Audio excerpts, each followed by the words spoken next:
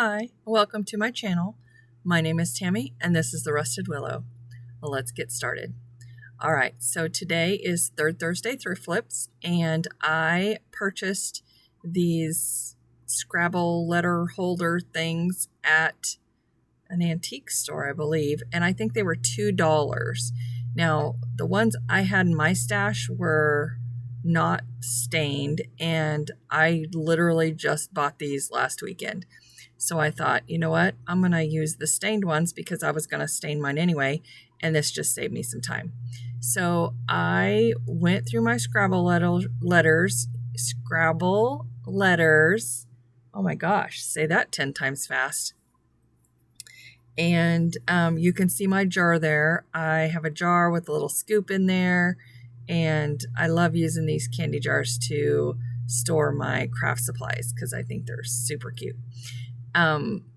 Anyway, so I went through my letters and I just picked out enough letters to spell out snowflake, antiques, autumn, and October, because those are everything that I like. Anyway, I am making these for my booth because these are super simple and easy to make and people love them. So I am using my Tite Bond extra strength, I think is what it is, glue. Now, I bought this glue at a bin store and we got like 10 or 15, I swear we got 15 or not 10. We got 15 or 20 bottles in Kansas City, and it was like you filled up a bag, and I think it was $10 a bag is what it was, $10 a bag. So we filled up a whole bag of glue and craft supplies for $10. Pretty cool. Pretty darn cool. Okay, so I am just using my wood glue to glue these letters in place because that's the best glue for these little Scrabble letter holders. Oh my goodness, I cannot say that. Scrabble letters. Okay, there we go. And I finally got smart and put the glue on the back instead of at the bottom where it squishes out. The only thing with that is not all of the backs are straight. Some of them are curved. So you just have to figure it out and put glue either on the bottom or at the top, wherever the letters actually touch the wood. And I think this one I did the bottom and the top.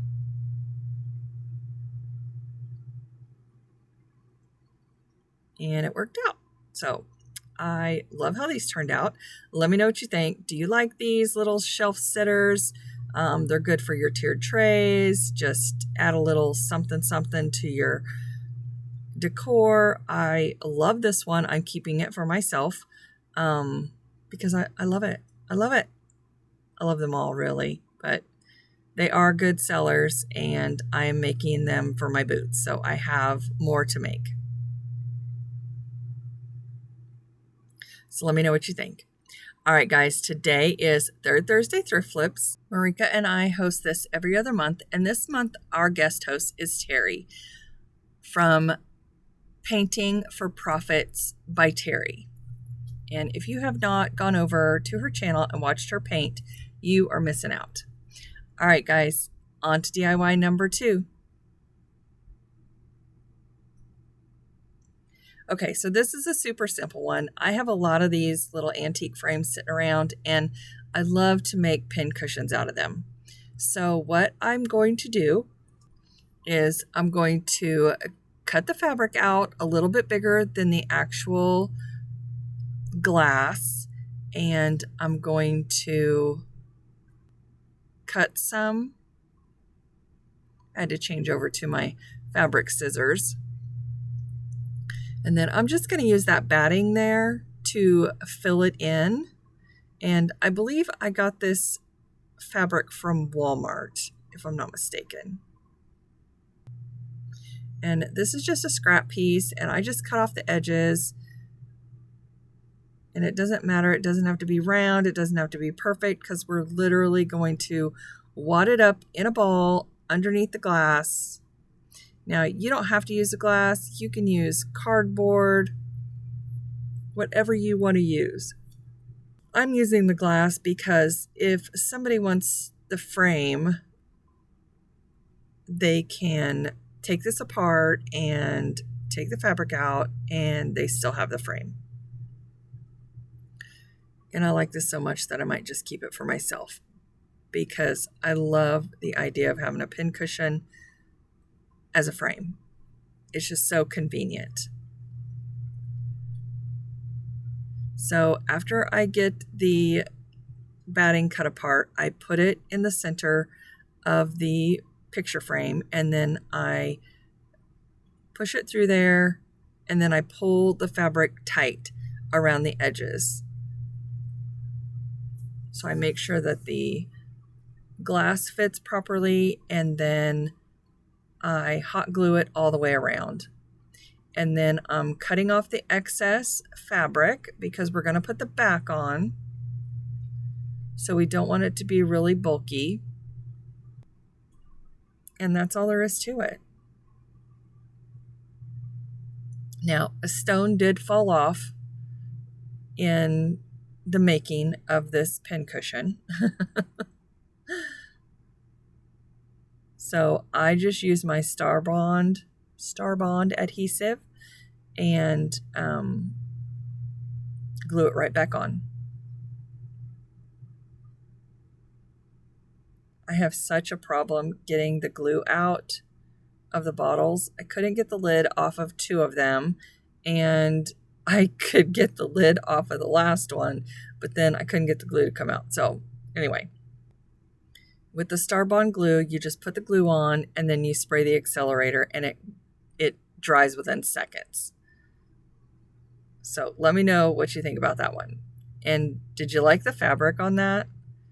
Because I wasn't sure if it went together, but it kind of reminded me of cottagecore. So you'll have to let me know what you think.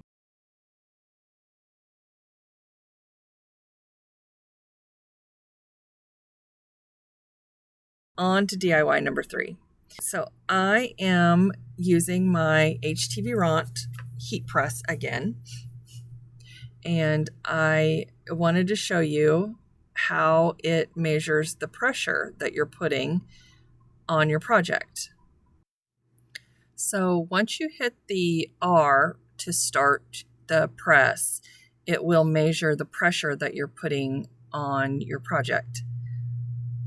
So I got this IKEA bag from IKEA. I bought 2 of them, but man, they are nice. They're probably 100% cotton. And so I'm going to use this Sublimation HTV that HTV Ront sent me. And I still want to practice with this because I love it, and I want to make sure that I am doing it correctly. So basically you put the HTV, and right before I started my projects, my tripod broke. The part that holds my phone, it broke. So I am trying to do this one-handed. So if the camera gets a little close, that's why, because I'm trying to hold my phone and record and do this with one hand. So anyway, the HTV Ront Sublimation paper or iron-on, you only iron on for 10 to 15 seconds, I believe. And then you let it cool, which I did not let it cool this time. And I feel like I should have let it cool, because once the sublimation hits the heat, it starts sublimating almost immediately. So on this design, it's supposed to look rustic. I love it, but I didn't tape it down. So make sure that you do your sublimation exactly how you're supposed to do it so that you get good results every single time. Now, this little apron I got for my grandbaby.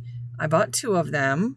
One has a big pocket across the front. The other one only has 1 pocket in the front. And I got them at the thrift store for 99 cents each. I have no idea how much they are at Hobby Lobby, but I'm pretty certain they're probably not 99 cents. So I preheat the area, and I actually designed this SVG.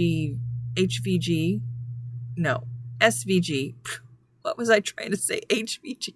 This is not HGTV, people. This is YouTube. Anyway, I designed this SVG, and I will link it down below for you for free. So there you go. You get a free gift. But you have to have Cricut Design Space. If you don't have Cricut Design Space, you won't be able to access the free SVG. Why do I want to keep saying that? So what I did this time differently is I cut out my design by hand and I trimmed it a little closer to the actual design so that I could line up the Sublimation HTV. Now, if you don't know how to use this stuff, Jennifer Maker has a really good tutorial on how to use the Sublimation HTV. And HTV Ront sent me this heat press, and they sent me the Sublimation HTV product, and you can get it in 5 yards or 20 yards. And they have given my viewers a coupon code for 20% off, plus you get another 5% off. So 25% off if you go to Amazon and use the link that I provide in my description box below.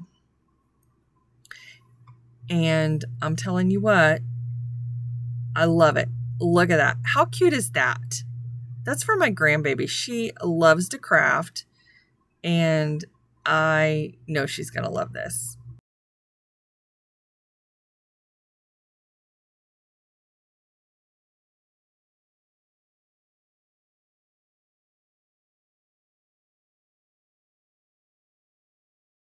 And here is how my bag turned out.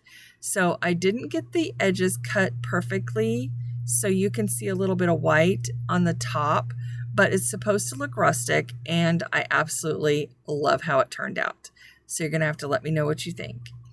Now guys, don't forget to go over to the playlist. I will leave that link down below as well in my description box, and make sure to go over and tell Marika that Tammy sent you, and tell Terry that Tammy sent you.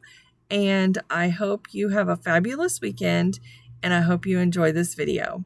I am a day late, but I have some news coming, and I will announce that in my next video. All right, so let me know what you think, and I will be talking to you soon. And I want to thank you so much for stopping by. If you have not liked and subscribed to my channel, please do so. Also, if you think you're subscribed, make sure to check, because I know YouTube has been unsubscribing viewers lately. And anyway, make sure to check. And if you're not subscribed, please subscribe, because it just helps my channel grow and get my videos out there to more people. I love my cow, and it says, "Just a girl who loves cows." How cute is that?